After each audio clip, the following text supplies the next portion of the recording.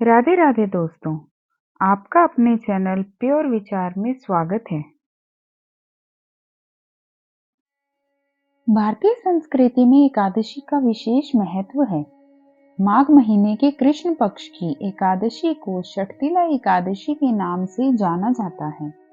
इस दिन भगवान विष्णु की पूजा का विधान है और तिल का विशेष रूप से दान किया जाता है।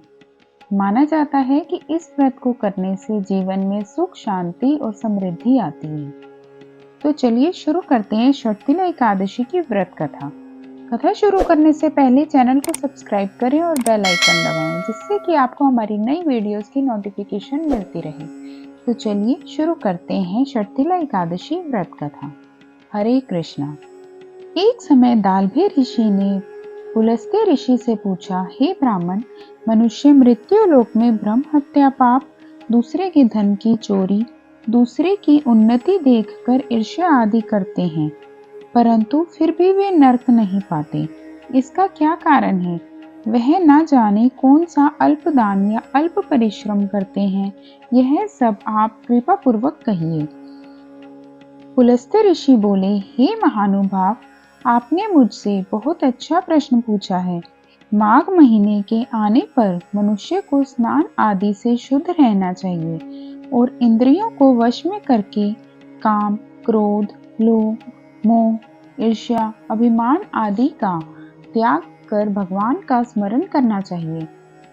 हाथ पैर धोकर पुष्य नक्षत्र में गोबर, कपास, तिल मिलाकर पिंडिकाएं बनाएं। इन पिंडिकाओं से 108 बार हवन करें।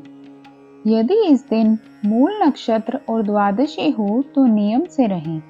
स्नान आदि नित्य क्रिया से शुद्ध होकर भगवान की पूजा व कीर्तन करना चाहिए। एकादशी के दिन व्रत और रात्रि को जागरण तथा हवन करना चाहिए।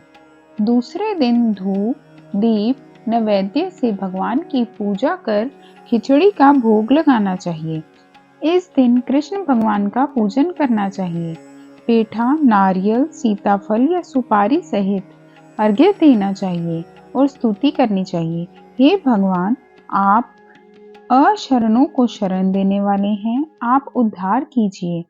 हे पुंडरीकाक्ष, हे कमल नेत्रधारी, हे विश्व भगवान, हे जगत गुरु, आप लक्ष्मी जी सहित मेरे इस तुच्छ अर्घ्य को स्वीकार करो। इसके पश्चात ब्राह्मणों को जल भरा कुंभ प्रदान करना चाहिए। ब्राह्मण को श्यामा गाय और तिल पात्र भी देना चाहिए। तिल स्नान और भोजन से श्रेष्ठ है, अतः मनुष्य को तिल दान भी करना चाहिए। इस प्रकार जो मनुष्य जितने तिल का दान करता है, वह उतने ही वर्ष स्वर्ग में निवास करता है।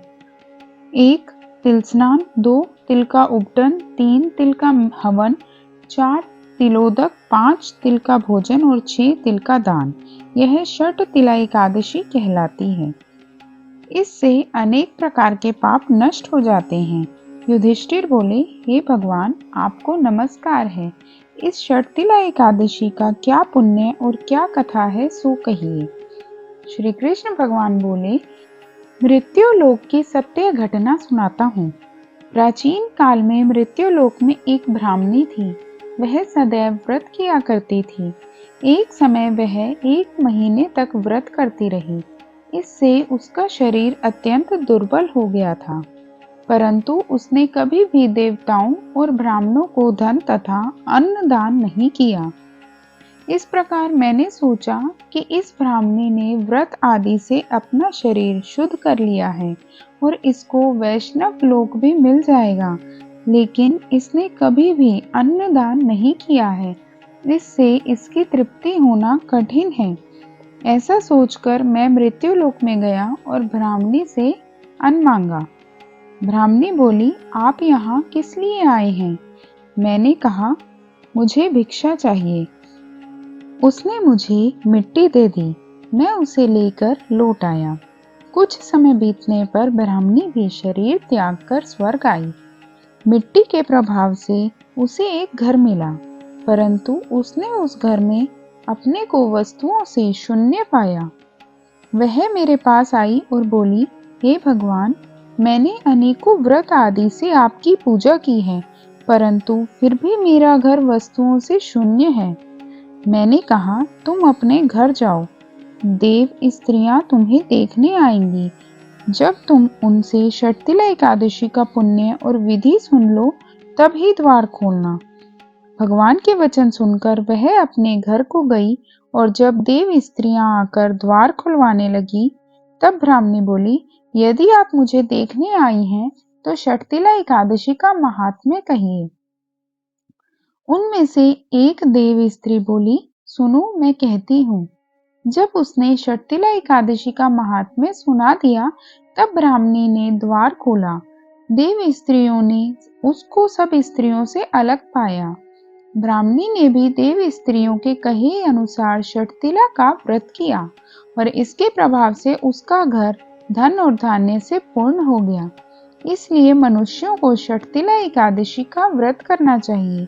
इससे मनुष्यों को जन्म जन्म में आरोग्यता प्राप्त होती है और दरिद्रता नष्ट होती है। इस व्रत से मनुष्य के समस्त पाप नष्ट हो जाते हैं। इस व्रत से जहाँ हमें शारीरिक शुद्धि और आरोग्यता प्राप्त होती है, वहीं अन्न, तिल आदि दान करने से धन धान्य में वृद्धि होती है। इससे यह भी ज्ञात होता है कि मनुष्य जैसा दान करता है, शरीर त्यागने के बाद उसे वैसा ही फल प्राप्त होता है। इसलिए धार्मिक कर्मों के साथ साथ हमें दान आदि अवश्य करना चाहिए। शास्त्रों में वर्णन है कि बिना दान आदि के कोई भी धार्मिक कार्य संपन्न नहीं माना जाता। श्री हरि हरे कृष्णा हरे कृष्णा। वीडियो पसंद आए तो वीडियो को लाइक करें, शेयर करें और चैनल को सब्सक्राइब करें। बेल आइकन जरूर दबाएं, जिससे कि आपको हमारी नई वीडियोस की नोटिफिकेशन मिलती रहे। धन्यवाद।